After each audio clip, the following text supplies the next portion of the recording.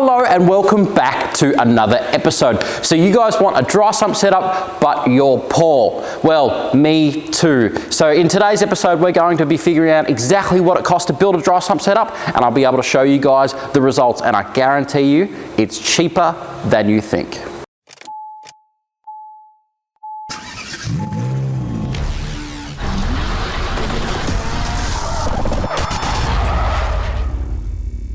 Well, first things first, if you haven't seen it, check out the video up here where we first did it. But if you haven't and don't want to click away, that's fine too. I'll quickly just explain what we did. So we've gone ahead and we've bracketed this thing to the side of our RB. Very good. However, there are some bits missing. Today we're going to cover all of those bits while our S13's in for, well, a little bit of work. First thing we're going to talk about here are the dry sump lines themselves. Now, in the fittings and the rest of the things that I'm about to show you guys is pretty much the next most expensive thing we've done. And that was about $600 in fittings. However, you could have gone to like Amazon, or I'm sure there's cheap alternatives now for fittings, and you could have got them from there. However, I'm not that kind of dude, so I went down to a reputable shop near me and bought all of the local fittings that I needed. So these are like -16 fittings, and basically the goal here is so you want to have the biggest scavenge you can back to the tank, along with the biggest supply to the pump, which we've done here in hardline. Now the reason we've done that is because it is the suction line and it can suck, well, shut. So I've done that out of aluminium hardline with a little join here in the middle with a radiator hose. Now, is that rated for oil? Ish, kind of. So that gave it the flexibility because this is technically hard mounted on the engine, but I didn't want any vibrations to be messing up with the fittings up here on our bulkhead. This is pretty much the most expensive part of it, and I'll show you guys here shortly the tank, but I just wanted to cover all of these lines. Now, one thing I did do with these lines is they have an inner spring, which I'll show up here on the screen. Now, I have put the inner spring in all these hoses, so once again, they can't suck shut. You can buy quite expensive hose that will not suck shut under vacuum. However, this was a budget build for me, and I didn't deem it to be necessary. So I put the inner support springs in, but I'll level with you guys, I am shit scared that it's going to suck in one of those hoses into the dry sump pump. So that is a risk that I have taken. Will it come back to bite me? I don't know. It hasn't yet. It's had fantastic oil pressure, aside from these issues. And then we've simply routed it over to a brand new oil cooler on the other side of the motor, which I'll get some B-roll of here, and then back into the engine. So that is, in effect, how this whole setup works for relatively cheap. So we've got $400 for the bracket, $400 for the pump, $600 in fittings and lines, and we're pretty much finished our dry sump setup. The only thing left to do is to mandrel it off the front.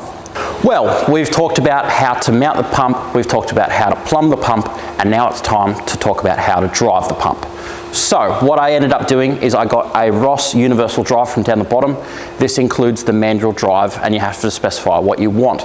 Now, dry sump belts come in what's called 8M lengths. So what that means is it's 8 millimeters between all the teeth. That conveniently works out to be the same as a timing belt.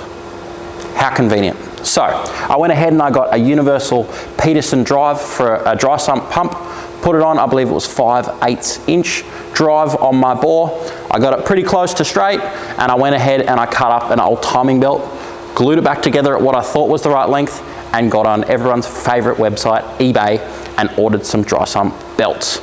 Now, I ordered a 20 mil the first time around. Now, this worked, although it was a bit thin.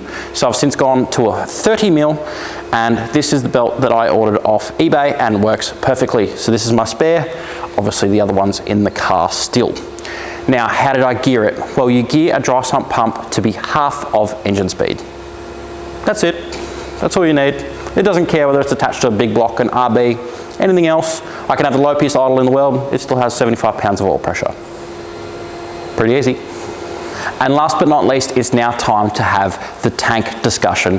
I was at the counter at Quick Bits ordering those fittings right there, and the customer beside me overheard what I was doing, overheard the channel, and thought, you know what, I've got just the thing sitting up in my mezzanine. I'm pretty sure it came off an old race truck, but we secured a dry sump tank for $100. Now that is a screaming deal. Now this thing, we cleaned it out as best as we could, we got everything ready, and we even powder coated it.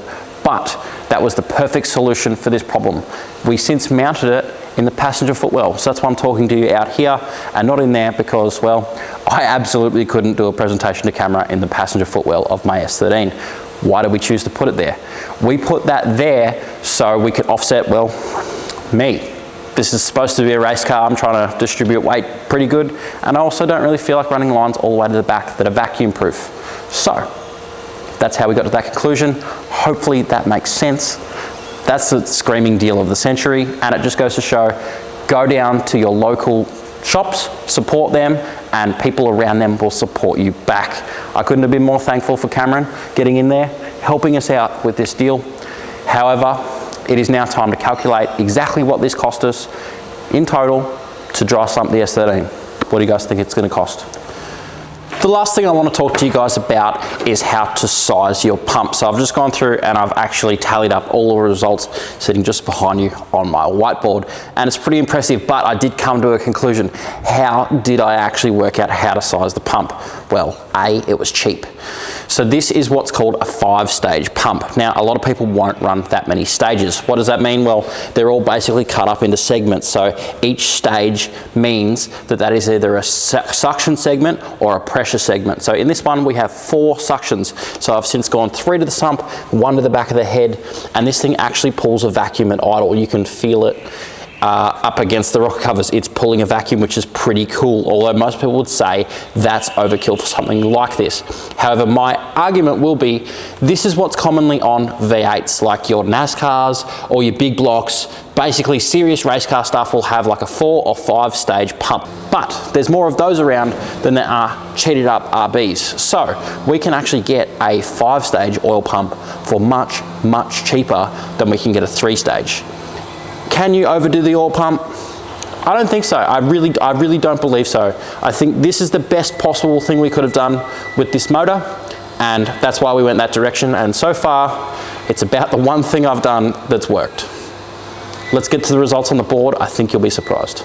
Well, it's finally time to talk about costing and conclude this video. So we've got the pump, the mandrels, all of the pump bracketry. We've also got all the lines, and even we've costed a belt. And all of that comes down to $2,150. That sounds remarkably cheap, doesn't it? Well, maybe because it actually is. By the time you would go through and buy a Nitto oil pump, billet gears, an ASR sump, that's not a lot of money in changeover. I hope you guys have enjoyed this series. Thank you very much for watching. If you're still watching, please consider subscribing. We are only a small channel, but we're looking to do big, big things in 2026. Thanks for watching. Tell your mum to subscribe. I know she's been watching, and we'll catch you in a future episode where we're, well, maybe getting this thing back on the dyno. That'd be a good start, wouldn't it? And putting a head on, you know, the bits that are missing. You know, all those bits that you've just seen missing for like the last 5 minutes. Am I even in frame?